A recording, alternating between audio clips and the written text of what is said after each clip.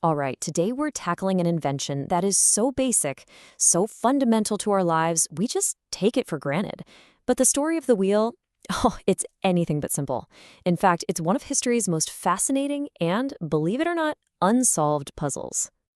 Okay, let me ask you something. If you had to name the single most important invention in all of human history, what would you pick? You might say, controlling fire, or the printing press, maybe even the microchip. And those are all fantastic answers. But what about the humble wheel? I mean, it seems like a total no-brainer, right? It's a round thing. It rolls. How hard could that be? But the truth is, the wheel was not an easy invention. For thousands of years, brilliant civilizations did just fine without it. So we're going to dig in and figure out why it was so tricky to get right and who actually did it first. So first things first, let's get our terms straight.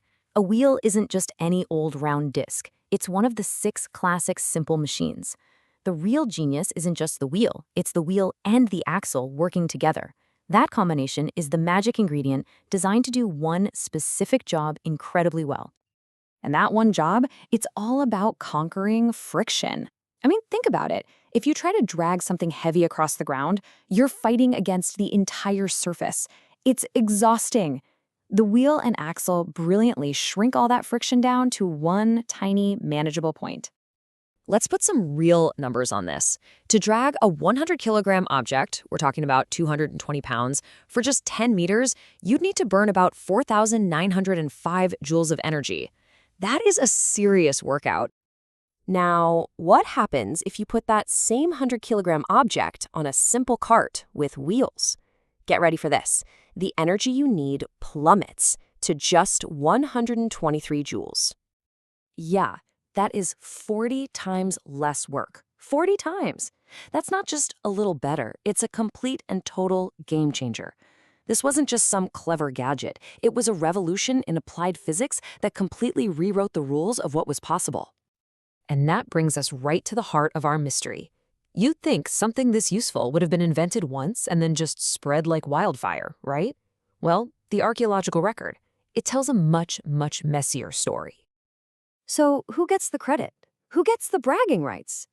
The problem is, the first signs of the wheel seem to pop up in a whole bunch of different places at almost exactly the same time. It's one of the great debates in archaeology. And what's wild is just how scattered the evidence is. In Mesopotamia, we find drawings of wagons from around 3500 BCE. But then you've got a potter's wheel in modern Ukraine that might be even older. We find little clay toy wheels north of the Black Sea and the fossilized tracks of an ancient cart in Germany.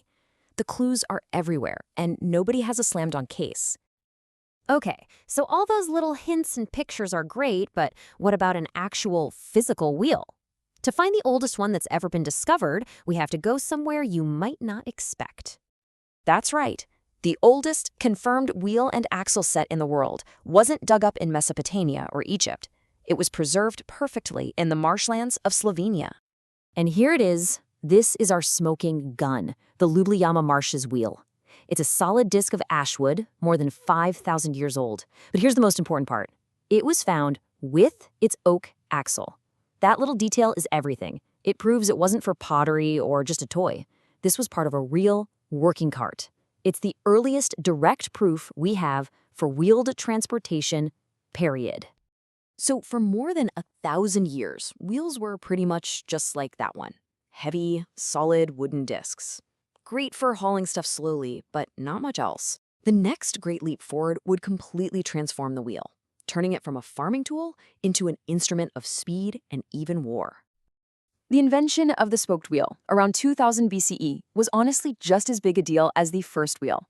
By carving out all that heavy wood in the middle and replacing it with a few thin, strong spokes, ancient engineers created something dramatically lighter and a whole lot faster.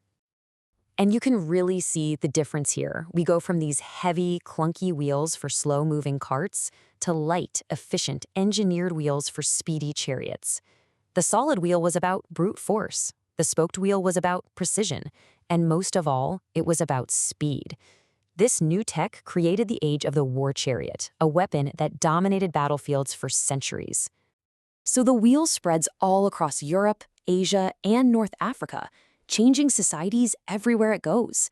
But there was this huge part of the world, a place with incredible civilizations and amazing engineering, where the wheel was, well, mysteriously missing from transportation. Now, this is one of the biggest head-scratchers in the history of technology. Archaeologists have found small, wheeled toys in Mesoamerica that date all the way back to 1500 BCE. So they clearly understood the principle of a wheel and an axle. They got it.